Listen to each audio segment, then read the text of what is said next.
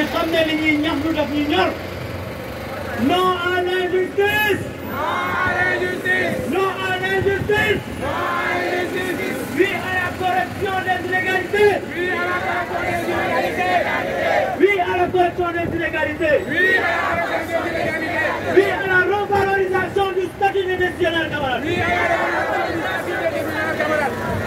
Décisionnaire ci kanam. Décisionnaire ci kanam. Pension yu baax. Pension yu baax. ñu dëgëral njaboot gi ak ñu dal. Camarades nañu félicité sunu camarades secrétaire généraux yi. nañ leen dooleel. gars yi buñ leen bàyyi ginnaaw.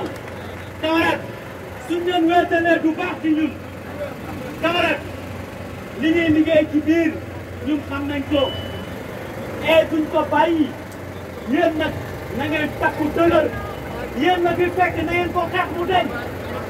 ca kaw ca kanam camarades. Camarades, non à l'injustice. Non à l'injustice. dañuy jox nag kaddu gi sunu camarade secrétaire général Amidou Diédhiou bu sel.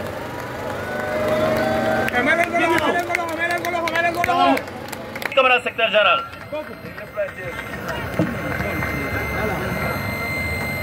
Merci beaucoup, camarade Bokoum. Je voudrais, à l'entame de mon propos, et comme pour plagier les camarades Abdou Fati, Abdourahmane Gueye, Mbaïda, mais dire un grand merci à l'ensemble des enseignants et des enseignantes du Sénégal. Un grand merci et toutes nos félicitations pour cette mobilisation exceptionnelle qui a valu aux enseignants cet acquis de taille. Je voudrais ensuite, comme pour corroborer le camarade Abdou Fati, dire qu'aujourd'hui, plus que jamais, il est l'heure de faire bloc. De faire bloc devant les collectifs. Le collectif des décisionnaires est dirigé par le camarade Amadou Kamara Diène, ici présent, mais le collectif des décisionnaires dirigé également par Madame Cissé. Il est l'heure de faire bloc derrière ces collectifs, mais il est également l'heure de faire bloc derrière toutes les organisations syndicales, parce que assurément, et les collectifs, et le G7, et le G20 ont intérêt à faire bloc comme un seul homme, pour que désormais, après avoir mis en veilleuse une partie de la question financière, faire face au gouvernement du Sénégal pour apporter toutes les corrections qui s'y est relativement à la situation des enseignants décisionnaires. Il nous faut faire bloc parce que c'est seul dans cette unité que l'on peut arriver à cet acquis. Un acquis que nous voulons très rapidement, mais un acquis que nous voulons sur toute la ligne. Camarades, aujourd'hui plus que jamais, l'ensemble des enseignants du Sénégal, décisionnaires comme fonctionnaires, sont unanimes à dire qu'il nous faut arriver à la correction de la situation de ces enseignants dits décisionnaires. Camarades, nous considérons aujourd'hui que le gouvernement du Sénégal n'a plus que fait dans la tergiversation. C'est fini cette tergiversation. On a assez de ce louvoiement. On a assez de ce dilatoire. Il nous faut d'abord réviser le décret 74-347. Il nous faut ensuite réviser le décret 2006-392. Mais il nous faut également et absolument aller dans le sens d'abroger la circulaire 9 de 1967. Voilà ces trois éléments juridiques qu'il nous faut tout de suite revoir pour assurément aller vers la correction de la situation de ces enseignants. Ces enseignants, comme vous le dites, qui font le même travail, aux mêmes heures, dans les mêmes écoles, pour les mêmes élèves du Sénégal, et qui, à l'arrivée, ont une situation, on ne peut plus, catastrophique, ne le méritent pas du tout. Les autres l'ont dit, je vais le répéter.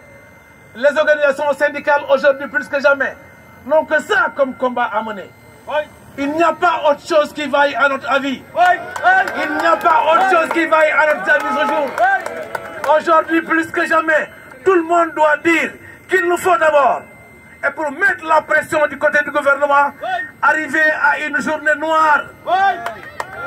Nous pensons aujourd'hui qu'il faut qu'un jour, toutes les écoles du Sénégal, dans tous les pays et dans tous les ordres d'enseignement, nous puissions tourner le dos aux classes pour dire, plus que jamais, arrivons à la révision de la situation des enseignants décisionnaires. Nous engageons les collectifs, nous engageons les syndicats du G7, nous engageons les syndicats du G20, nous engageons l'ensemble des enseignants du Sénégal à arriver à cette décision. Nous considérons qu'il nous faut être pratique, pragmatique, efficace, mais il nous faut aller vite et bien parce que nous n'avons plus de temps à perdre. Nous n'avons plus de temps à perdre. Nous avons assez de discours. Nous exigeons du gouvernement l'introduction rapide de ce projet de loi qui va apporter la correction des décrets que j'ai tout à l'heure cités. C'est seulement comme ça, mais alors seulement comme ça que nous pouvons arriver à la correction de ces enseignants-là. Il nous faut y penser. Ils vont un à un. Ils vont un à un à la retraite. Ça n'attend pas, ça urge alors. Il nous faut aller vite. Il nous faut aller vite. Attention camarades, nous n'avons plus de temps. Nous n'avons plus de temps au calcul. Nous n'avons plus de temps à perdre. Il nous faut aller vite. Aller vite, c'est aller à l'action. Aller à l'action unie pour que demain, quand tout le monde va appeler, ça soit une mobilisation forte. Il nous faut arriver à harmoniser les systèmes de retraite. Je rappelle que déjà depuis 2011, notre organisation syndicale, le CELS, a porté cette question avec l'organisation de journée sur les systèmes de retraite. FNR, IPRES au Sénégal, ça nous paraît incompréhensible, invraisemblable. Il faut arriver à mettre fin à cette discrimination. Il faut arriver à mettre fin. C'est ça qui peut amener à corriger. Et c'est ça qui peut amener un enseignant futur décisionnaire à la retraite de bénéficier de tous ces avantages jusqu'à la prise en charge sanitaire. Je voudrais, pour terminer, appeler tout le monde à se mobiliser. Non, à se remobiliser, devrais-je dire. Parce que le combat ne fait que démarrer. Il nous faudra faire en sorte que nous puissions arriver aux résultats finaux et dans les meilleurs délais. Je vous remercie, mais souhaite également un excellent retour à tous. Merci, camarade secrétaire général. Camarades, oui à la mobilisation. Oui à la mobilisation. Oui à une journée noire. Oui à une journée noire, camarades. Chacun d'entre nous, camarades, est vecteur d'information et de communication. Nous devons mobiliser nos camarades dans les écoles, dans les surveillances, dans l'administration, à porter ce combat avec nous, pour gagner avec nous, et que l'avenir de ce corps-là soit un avenir qui permettra à tout un chacun d'être calme, serein, à la retraite et avec plus d'avantages. Je vous remercie, camarades. Aujourd'hui, nous sommes à la dernière minute de cette marche, et initiée par vous-même, camarades, et portée par un de vos camarades présidents du collectif, au nom de tous les enseignants décisionnaires. Monsieur Kamara Amadou Jane est là et il va prendre la parole, camarades. Nous demandons plus d'applaudissements pour lui, camarades. Standing ovation à monsieur Amadou. Mais n'oublions pas, camarades, que madame Cissé est là aussi. Elle est là avec nous. Elle a toujours été avec nous. Camarades, elle est avec nous. Rendons grâce à elle aussi, camarades. À tous ces gens qui sont absents aujourd'hui et qui sont de tout cœur avec nous, camarades. Standing ovation à tout le monde, camarades. Merci, camarades. Camarades, vous avez la parole. Salam alaikum wa rahmatullah. Ñu ngi jaajëfal ñëpp ci mobilisation bi. Vraiment di am mbégte tey moom journée bi bokkul ak yi nga xamante ne moom lañ doon def. Dafa am loo xamante ne foo ñu wax ko nit ñi xam ko. Am na tey ñu wër te xamuñu lan mooy décisionnaire. Am na même takkader yi ngeen gis ñu encadré leen xamuñu lan mooy décisionnaire. Luy décisionnaire ndax jàngalekat la ñu xam.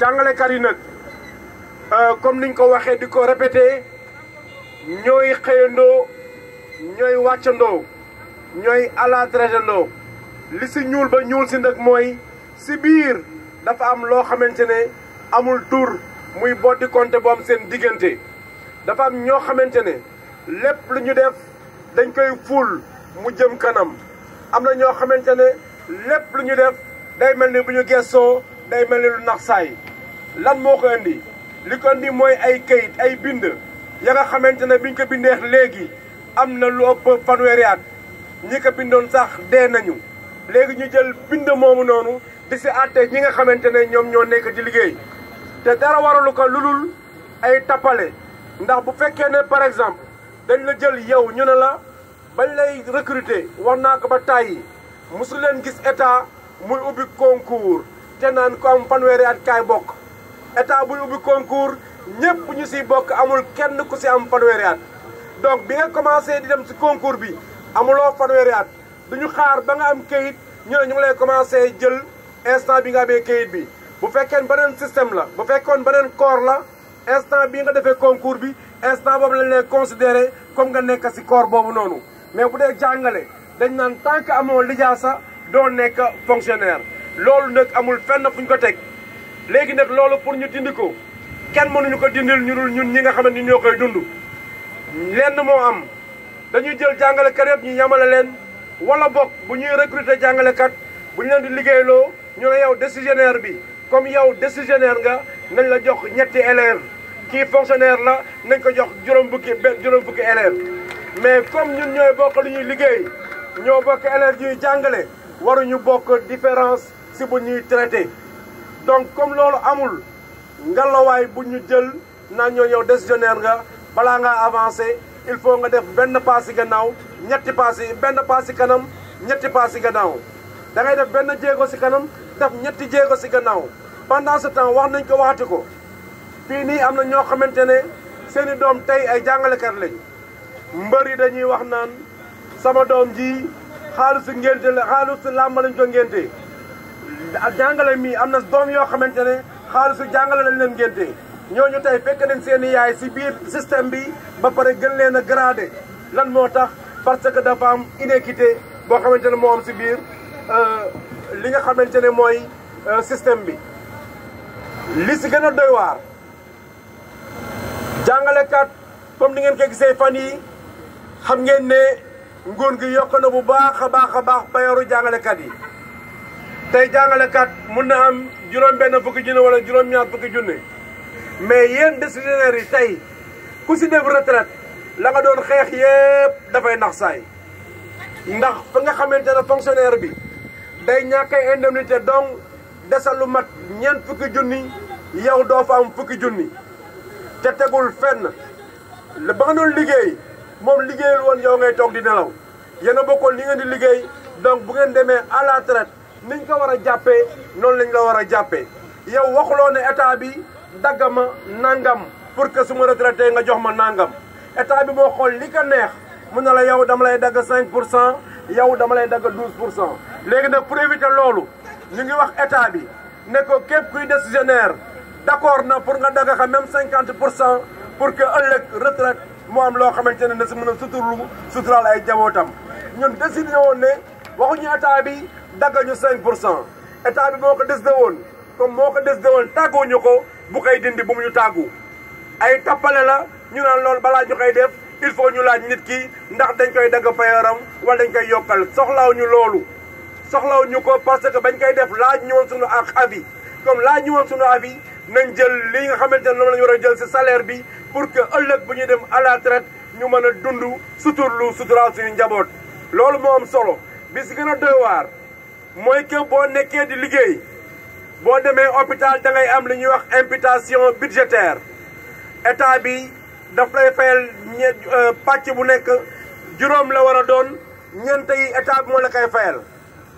bu dee fonctionnaire boo retraité da ngay continuer di am imputation bu dee décisionnaire moom dafa mel ni dañuy yàkkamti nga dee ndax dañ ne la yow boo xasee ba retraité amatoo droit imputation tey jii boo retraité war a dem hôpital boo génnewul sa poste doo faju te yow fanweeri at ñaar fukki at ñeent fukki at nga jël ko jox ko nguur gi war a dem noppalu mu war a sàmmal sa retraite mu ne la yow mii amatuma yow système de santé donc lépp la nga xamante ne liggéeyoon nga ko jaajëfal naa la wante demal toog boo amee ku lay dimbali xëy na la sa doom dimbali mais man état pare naa ak yow.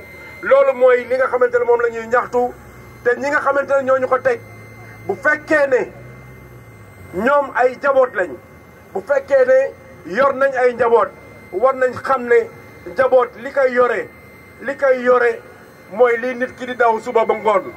am na ñoo xamante ne suba ba ngoon dañuy daw duñu noppalu bu ñu génnee fii dem faneen ndax li ñuy am doyu leen te ñu ngi ragal ëllëg bu ñu toogee bu leen yàlla dimbalee wala bu leen yàlla wërsëgulee njaboot gu leen aw ñu am ay doom yoo xamante ne mënuñu leen aw doom ñi dañuy torox tànge boobu la ñuy bañ moo tax ñuy yuuxu ba suñu kàddu jëm kaw. ñu ngi ñaan yàlla nag képp ka nga xamante ne am nga kàddu képp ka nga xamante ne mun nga wax na nga wax ak nguur gi ne ko boo amee ay doom doo def kumba am ndey kumba amul ndey danga leen di yemale leen si traitement bi yemale leen si lépp. loolu mooy li nga xamante ne moo tax ñu daje fii ñii jógee ba Nioro ñii jógee ba Waxunguna ñii jógee ba Louga ñii jógee ba Casamance ñii jógee ba Kébémer ñii jógee ba Pété ñëpp ñëw def benn dànk def benn say ñu xam ne lii itteel na leen. ñii tey jii dañu waroon toog seen njaboot uuf leen mais kuy def 450 kilomètres ñëw Dakar xam nga ne li ngay ñaxtu itteel na la donc bu fekkee ne loolu yeewul bëti ñi ngi ko seexal xaw ma lan moo leen di yee.